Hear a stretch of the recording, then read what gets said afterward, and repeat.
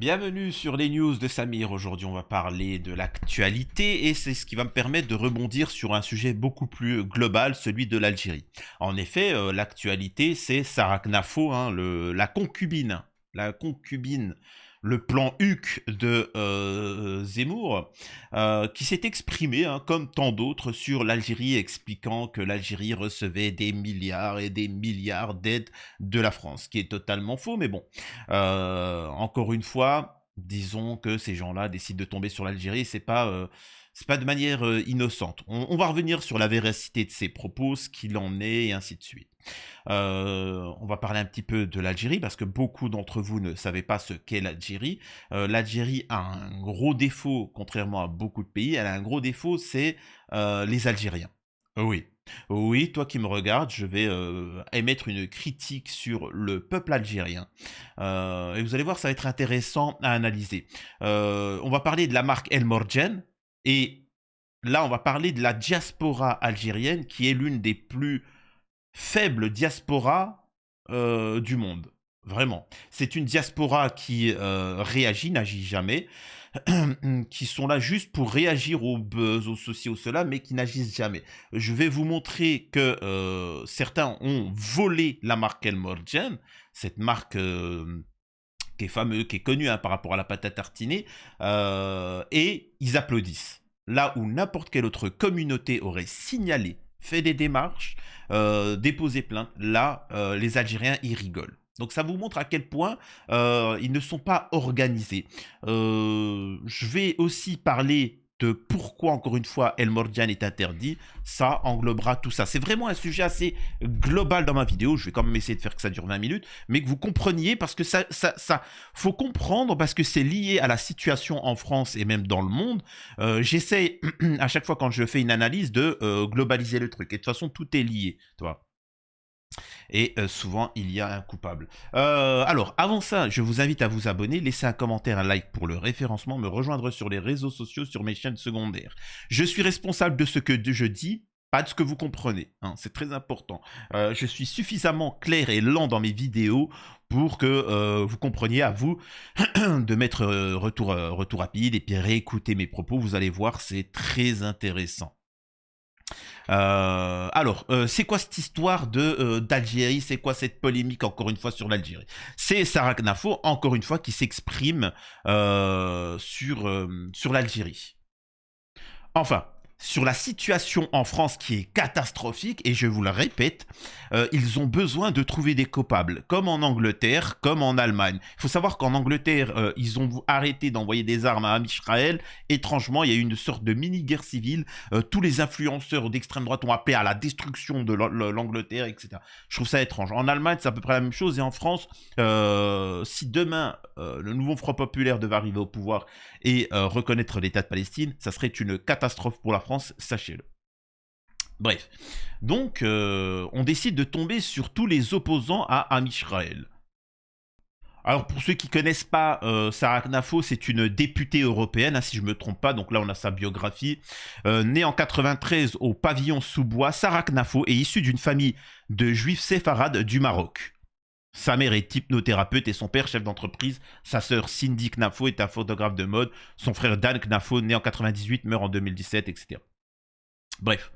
Elle étudie dans un établissement privé juif sous contrat. Ces gens-là ne connaissent même pas le public, hein, l'école publique, et il se permet de s'exprimer là-dessus. Bon, voilà. Donc vous savez qui est Sarah Knafo. Donc elle s'exprime et c'est intéressant. Vous allez écouter ça et après on débat. L'autre manière, c'est des dépenses en moins. Ça me paraît tellement plus logique. Oui, mais c'est-à-dire que pour le budget de l'État, où alors là, je peux vous faire une liste longue comme le bras. Parce que personne, tout le monde dit, ah mais il faut faire des économies, mais personne dit lesquelles.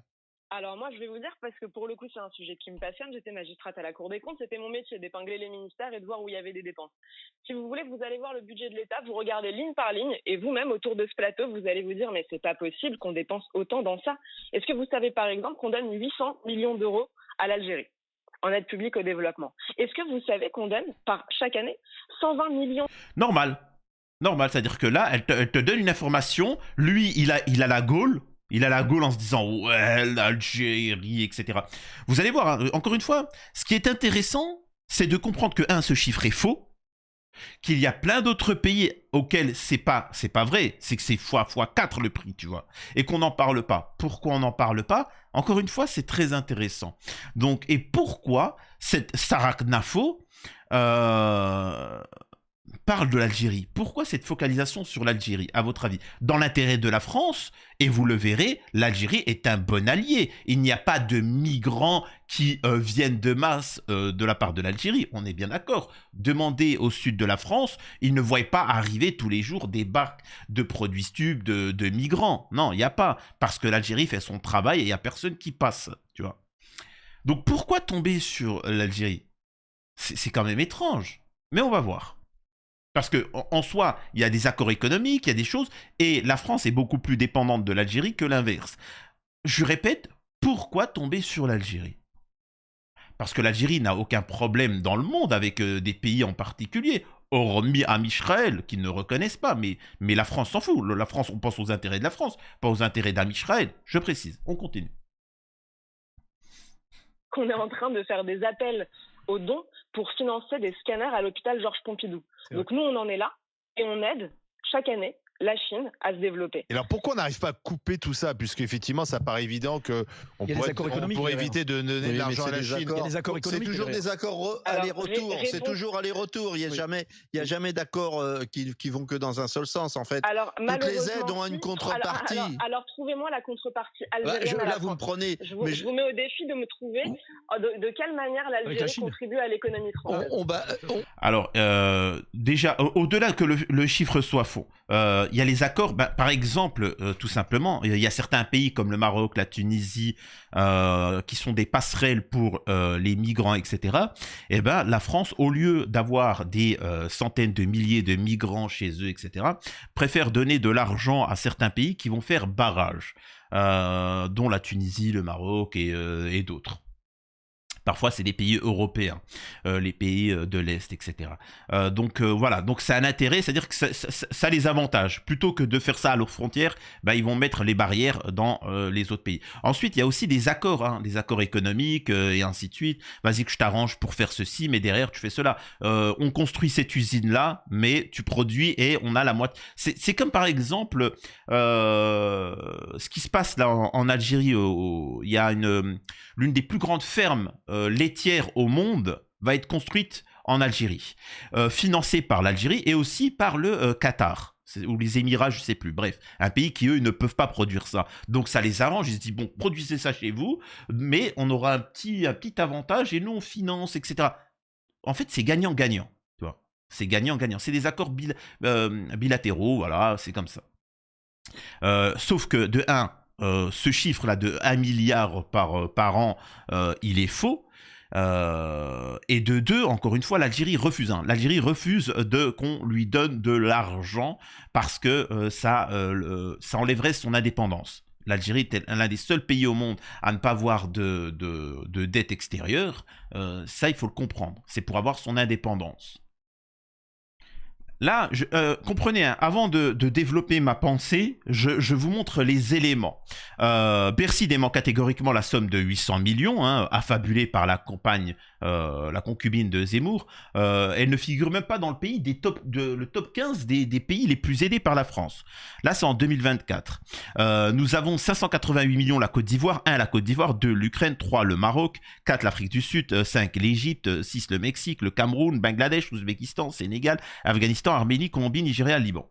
Encore une fois, ce n'est pas gratuit. Encore une fois, ils ne donnent pas cet argent comme ça gratuitement. Tiens, fais-toi plaisir.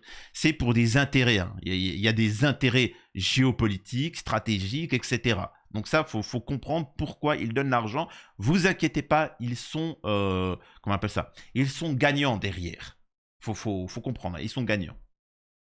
C'est du genre, par exemple, au Mali ou dans d'autres pays, on vous aide à construire des routes, des barrages, on envoie notre armée, on finance trois des hôpitaux, etc.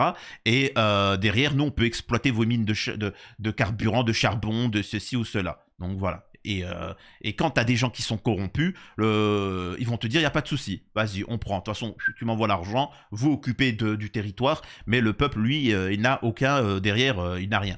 C'est pour ça que souvent, quand le peuple prend le pouvoir, il nationalise. Il nationalise le pétrole, le gaz, le ceci, le cela. Tu vois, faut comprendre. Donc voilà, hein, c'est ça ce qu'ils appellent l'aide. Et donc, nous avons un avocat qui décide de de faire une plainte contre cette députée européenne, Nabil Boudi. Une plainte sera déposée au parquet de Paris contre cette députée européenne pour diffusion de fake news. Ce à quoi elle va répondre immédiatement, aïe, sujet sensible pour l'avocat de la mère de Naël, on dirait. Donc je ne comprends pas encore une fois pourquoi elle dit ça, mais il va répondre l'avocat en temps et en heure. Veuillez m'excuser, j'ai dit que l'Algérie avait reçu 800 millions d'euros d'aide au développement grâce à la France. En réalité, c'est plutôt 842 millions d'euros et seulement de 2017 à 2022. Encore une fois, elle dit des bêtises. Donc voilà, elle dit encore une fois des bêtises. Les Algériens ont honte de recevoir cet argent et nous avons honte de leur donner. En le prenant dans la poche des Français, alors arrêtons tout simplement au lieu de s'affronter devant la justice. Non. Ah non, non, non, non, non, non. Il y a une procédure judiciaire, tu vas assumer tes actes et y répondre.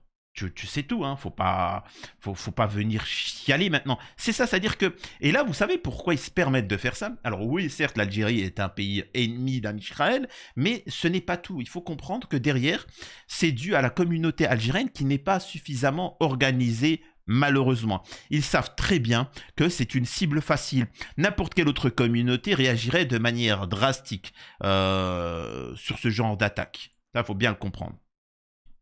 Nabil Boudi, maître Boudi répond pourquoi préciser que je suis l'avocat de la mère de Naël pour m'interpeller, s'il vous plaît, hein, cliente dont je suis très fier par ailleurs.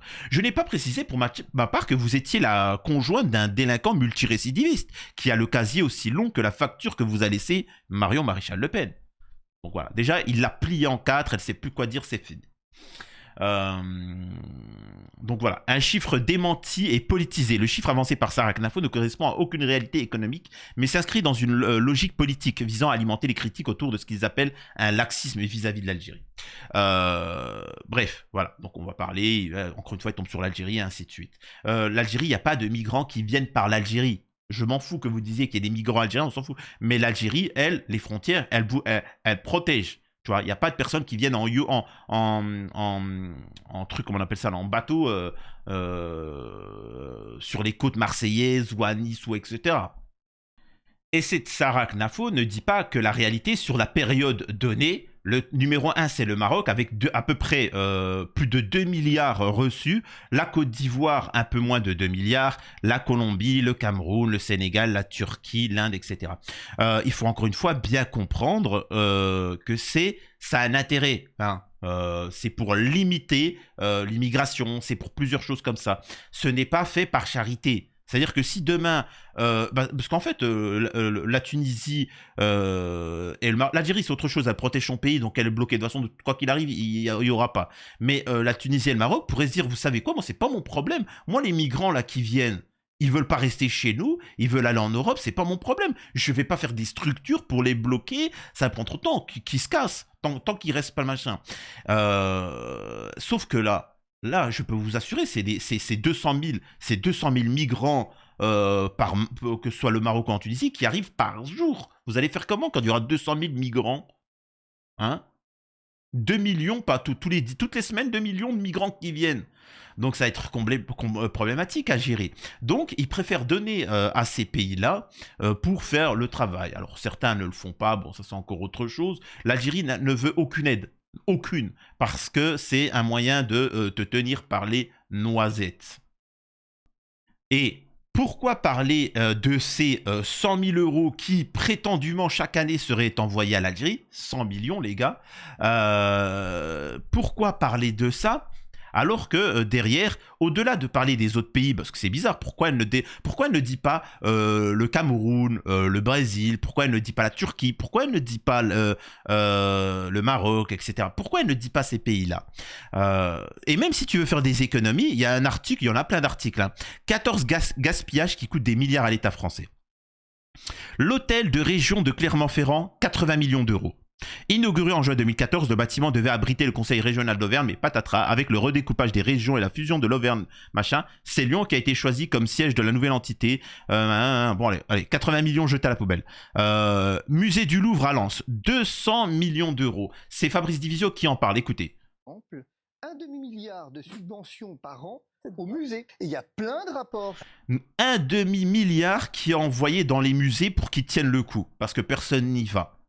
La presse, vous savez, la presse papier, les journaux, ça ne marche pas, personne n'en achète. Eh ben, ils donnent l'argent. Les salaires, comment ils fonctionnent, tout ça, ça fonctionne avec le truc. Les films au cinéma, les films français, ça ne marche pas. C'est l'État qui donne à ces gens-là. Ce sont que des assistés. À la télé, c'est la même chose. Le service public, la télé, les animateurs, les choses comme ça. Tout ça, c'est des gens qui ne... La radio, ça ne marche pas, la radio. Qui écoute la radio maintenant? Eh bien, tous ceux qui sont dans une radio reçoivent de l'argent de l'État. Et c'est des milliards et des milliards. Des milliards et des milliards comme ça qu'on donne, qu'on jette. Et pourquoi on n'en parle pas? Pourquoi on n'en parle pas de ça? On poursuit avec l'assistanat. On pourrait faire, c'est pas moi qui dis, ça coûte. Hein. Alors, le gouvernement Borne a été le gouvernement le plus cher de la Ve République. Ouais. Les normes inutiles, les textes qui servent à rien, les doublons, les textes législatifs qui servent à rien, ont coûté 667 millions d'euros par an. On peut aussi discuter de 2-3 trucs. Et en fait, t'as ça, c'est-à-dire que tu vois que le gaspillage est monumental. En fait, ils sont en train... L'argent coule à flot en France. Il coule à flot, mais c'est juste qu'ils se le prennent. Faut bien que vous compreniez. Et ils ont inventé un système de droite, de gauche, de ceci, de cela, pour vous prendre votre fric. Ce qui les intéresse, c'est la fonction. Et c'est pour ça que jamais le RN, le Rassemblement National, ne voudra le pouvoir, ni même la gauche, parce qu'en fait, ils sont bien, et plus ça va durer, plus ils seront contents. Truc comme ça au passage. Hein. Ouais, par exemple, un appartement de 11 pièces de 320 mètres carrés qu'occupe Nicolas Sarkozy aux frais de l'État.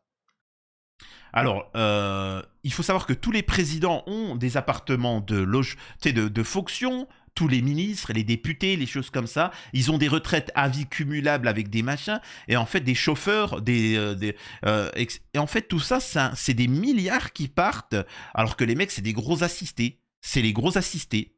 C'est comme ça. Donc voilà. Alors pourquoi tomber encore une fois sur l'Algérie? Ce qui est étrange, parce que s'il y a bien un pays auquel tu devrais pas tomber, c'est l'Algérie. Mais ça rapporte. C'est-à-dire que pour le français, il est tellement idiot, c'est tellement un bœuf, un consommateur, et qu'il a entendu dans les médias l'Algérie, l'Algérie, l'Algérie, l'Algérie. Mais un jour, comprenez-le bien, d'ici quelques années, la France est dépendante de l'Algérie et pas l'inverse. Alors je sais que ça fait rire en France, etc. Vous allez voir, vous êtes en train de déguster. Mais maintenant, il y a aussi une raison du pourquoi on tombe sur l'Algérie, parce que c'est facile.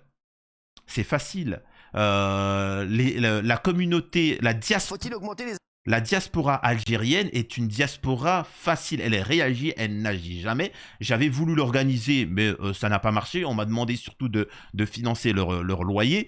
J'aimerais vous montrer un petit truc où n'importe quel Tunisien, n'importe quel Marocain, n'importe quelle autre communauté turque ou autre aurait déposé une plainte. Les Algériens, eux, rigolent. Et là, moi, je m'adresse aux Algériens qui vivent d'Algérie. Normalement, ça vaut une plainte. Et moi, j'invite la marque, la société C'est Bon, à déposer plainte contre le fast-food Natch. Je crois que c'est Natch. Attendez, je vais vous trouver exactement. J'invite les Algériens d'Algérie à déposer une plainte contre, à taguer la société C'est Bon, qui sont sur Instagram ou sur les réseaux, pour déposer plainte contre Natch à Cergy. Parce que c'est une société qui fait un truc gravissime que n'importe quelle autre communauté aurait dénoncé, mais pas les Algériens. Écoute, regardez ce qu'ils osent faire. Surfer sur le buzz, voler la marque C'est Bon, avec le El Morgiane, alors que le El Morgiane, on sait très bien ce que c'est, mais bon, bref. Écoutez. Mais non, la sauce El Morgiane, elle est sortie. Eh, c'est pas toi qui m'avais dit que tu kiffais la sauce El Morgiane, là? Ouais, pourquoi? On a une exclusivité Natch, la sauce El Morgiane. Donc, il a une exclusivité Natch. Donc, apparemment, la société C'est Bon produit des trucs comme ça. Donc, en fait, là, c'est la société C'est Bon qui va être salie par ça. Deuxième point, qu'est-ce que tu mets dans ton produit? Il n'a pas l'air légal, il n'y a pas la liste des ingrédients, il n'y a rien de tout ça. Là, il faut savoir que si la société C'est Bon était marocaine, les Marocains dans les réseaux sociaux, ils l'auraient fait sauter. Là où la diaspora algérienne, dans les commentaires, très marrant. Il n'y a pas de très marrant, il n'y a pas de très marrant. Là, il est en train de salir la marque. Et c'est interdit par la loi, tout simplement. Là, il se prend une plainte. Ils le mettent à poil. Le mec, ils le mettent à poil. Alhamdoulilah pour lui qu'il a fait ça sur la communauté algérienne. Donc voilà, écoutez-moi ça. Ça n'a strictement aucun sens. Sauce noisette grillée sucrée sur des burgers. C'est interdit, depuis quand on a fait un burger? Bah non, on l'a conçu nous-mêmes, c'est une sauce sucrée. Donc il l'a conçu lui-même. Donc moi, encore une fois, je répète, c'est cette problématique aussi en Algérie. Et c'est pour ça aussi, je voulais parler, là je critique un peu la diaspora algérienne, mais je vais critiquer aussi en Algérie. En Algérie, il y en a beaucoup qui se plaignent de la situation en Algérie, etc. Et vous savez, la pâte à tartiner, moi je m'en fous de la pâte à tartiner El Morgiane, j'en parle, ça me fait rire, etc. Mais ça permet de montrer comment on appelle ça? Je suis sûr que vous auriez parlé à nombreux jeunes Algériens, alors c'est souvent la caste qui ne travaille pas, les cassos, ils vous auraient dit, ouais mais vive la France, ouais mais nous, chez nous, ils font que de se plaindre, alors qu'ils ont des appartements gratuits, ils ont le gaz, l'électricité, c'est limite gratuit, ils ont un pays magnifique et qui est en train de se développer avec des opportunités folles, des produits de qualité et bio. Et nous, le simple, c'est pour ça, pour vous faire comprendre, nous on a goûté le El Morgiane en France, on était dans le monde, hein, on a pété les plombs, on a dit c'est quoi ça, mais c'est une dinguerie. Mais en Algérie, ils ont pas, vous voyez ce que je veux dire, ils ont des produits de qualité, ils ont des trucs de malade, mais ils ne s'en vantent pas parce qu'ils ont un complexe d'infériorité. Tu vois. Donc, et je le répète, en France, ceux que vous voyez, les migrants illégaux, j'ai bien dit illégaux, ce sont des gens qui ne viennent pas pour de manière économique, parce que l'Algérie fonctionne bien mieux que la France. Économiquement, leurs produits sont de qualité, c'est une dinguerie, etc.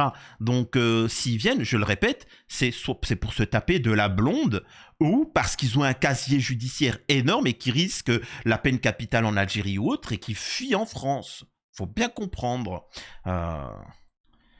Peu importe si ça vous intéresse pas, le sujet de l'Algérie, de Morgiane, tout ça. Moi, encore une fois, j'essaie de vous expliquer qu'on vous manipule. Les informations qu'on vous donne dans les médias, c'est une manipulation. Et les influenceurs, vous avez vu énormément d'hommes politiques, d'influenceurs. Vous vous rappelez avec le El Morgiane, on a vu tous les pseudo-imams. Par exemple, il y a une affaire où, par rapport aux joueurs de foot marocains, on dit en islam, il faut pas critiquer le gouvernement. En islam, il faut surtout ne pas se prosterner devant un être humain. C'est quoi ces imams qui ne parlent pas de gens qui se prosternent devant les êtres humains? Désolé pour ceux qui ne sont pas musulmans, c'est autre chose, hein, je suis en train de truquer. Vous vous rappelez de Anis Razeb, là, je sais pas quoi, Kazib, là, Anas Kabib, je sais pas quoi, le mec de gauche, là, qui a dit, ouais, je trouve ça ignoble, notre communauté qui sont là pour de la pâte à tartiner, etc. Le mec s'empiffre comme un porc, il s'empiffre. Le mec, il se tape des pommes Nutella, il a appelé le mec hein, qui parle de la Palestine pour se taper de la maghrébine et puis qu'on vote pour lui, le mec t'a appelé à financer Ferrero, une marque qu'il faut boycotter. Tout ça parce qu'il a la haine, parce que c'est un agent sioniste.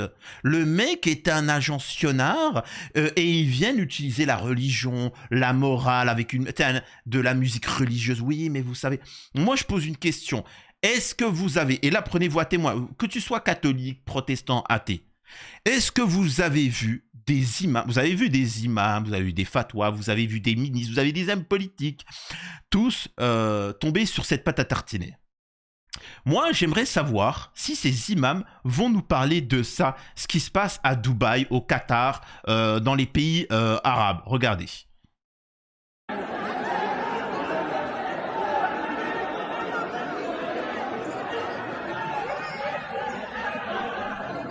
À votre avis, c'est quoi tout ça là? Hein? À votre avis, c'est quoi tout ça?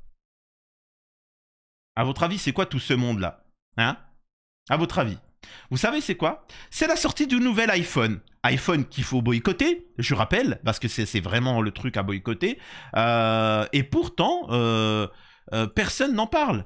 Les nouveaux iPhone, à chaque fois qu'ils sortent, dans ces pays-là, ça se rue. Est-ce que Anas va dénoncer ça? Non. Parce qu'il est un agent, il a une communauté et il la défendra même dans le mal. Et dès qu'il y aura dès qu'il y a un pays qui s'oppose réellement à Israël, comme l'Algérie, eh ben ces gens-là auront une haine et vont la déstabiliser. Mais ce qui fait de la peine à ces gens-là, c'est que ça ne sert à rien. Vous pouvez juste faire de la fake news, mais le concret, c'est le concret. Une entreprise, c'est une entreprise. Une société, c'est du concret. Vous, sur Twitter, vous faites un narratif, mais sur la réalité, l'Algérie est une puissance économique. Donc, pour comprendre, pour résumer mon propos dans cette vidéo, c'est 1. Pourquoi ces mensonges sur l'Algérie? C'est vraiment la question que vous devez vous poser. Pourquoi ces mensonges sur l'Algérie? L'Algérie ne pose pas de problème à l'Allemagne. Elle ne pose pas de problème direct à la France. Ok, elle a un problème avec Amisraël, mais est-ce que le fait qu'elle a un problème avec Amisraël aurait un problème avec la France? Vous voyez? Ensuite, comment ça se fait que la communauté qui est nombreuse, la diaspora française algérienne en France, n'a aucun poids? Elle se fait marcher tous les jours dessus. Ça aussi, c'est une bonne analyse à avoir. Comment ça se fait qu'en Algérie, c'est un pays très développé où il y a plein d'opportunités, c'est vraiment l'Eldorado? Et pourquoi en Algérie, il y a des gens qui se plaignent? Parce qu'encore une fois, le socialisme et le communisme poussé à outrance empêchent. C'est-à-dire que les mecs sont des assistés, je m'en rappelle. Allez voir dans ma première vidéo où je parle d'El Morjan, la société c'est bon, il y a des commentaires d'Algériens qui disent « ils doivent nous donner à nous aussi. Oh la société c'est bon, ils donnent à nous. » Alors que la société c'est bon, c'est deux bonhommes, c'est une famille qui s'est dit, bon écoutez, je vois qu'on importe beaucoup de produits à l'étranger, Nutella, des choses comme ça. On veut notre indépendance, le président Tebboune aussi appelle à faire ceci, on va créer notre produit avec les produits algériens, etc. Et on va faire ça et puis on va s'imposer dans le marché. Ils ont créé des opportunités. Ça, c'est l'état d'esprit d'un entrepreneur et pas, malheureusement, l'état d'esprit qu'on retrouve en Afrique. C'est-à-dire que quand il n'y a pas, eh ben justement, c'est une opportunité. Moi, quand j'ai ouvert des entreprises, je me disais, à cet endroit-là, il n'y a pas de ceci ou de cela, eh ben, je vais l'ouvrir. Je vais créer l'endroit parce que justement, c'est cool. Je viens pas me plaindre en disant, c'est grave, pourquoi dans mon pays, il n'y a pas ça? Oui, bah, pour construire en France, à l'époque. En France, il n'y avait pas de gratte-ciel, en France, il n'y avait pas d'industrie, il n'y avait pas de ceci, il n'y avait pas de cela. Ils se le font fabriquer. Enfin, faut arrêter de vous plaindre, quand même. Excusez-moi de vous dire ça. Le fait de se plaindre et vouloir aller dans un pays parce qu'il y a des choses, on appelle ça du parasitisme. J'ai dit ça, je dis rien. Faut bien en finalité comprendre qu'en fait tout le monde a de quoi être heureux sur Terre. Tout le monde a de quoi être heureux. La problématique, c'est que quand quelqu'un a une idéologie où ils veulent nous faire du mal et qu'ils n'en ont pas la capacité, ben forcément ils vont créer des tensions à droite à gauche. Je le répète, pourquoi tomber sur l'Algérie par rapport à ces aides alors que l'Algérie refuse toute aide, mais qu'on ne parle pas d'autres pays qui reçoivent des milliards? Encore une fois, méditez là-dessus. Donc, je le répète, hein, de toute façon, vous allez voir, hein, le monde va partir en cacahuète et c'est vous et vos enfants qui allez déguster. Dites-moi ce que vous en pensez concernant mes propos. J'espère que ça a permis, pour ceux qui ne connaissent pas la situation en Algérie, la diaspora ou autre, de vous avoir éclairé. Si vous avez un avis totalement différent, n'hésitez pas à l'écrire en commentaire. Je le répète, je suis responsable de ce que je dis, pas de ce que vous comprenez. C'est aussi simple que ça. À la prochaine sur les news de Samir.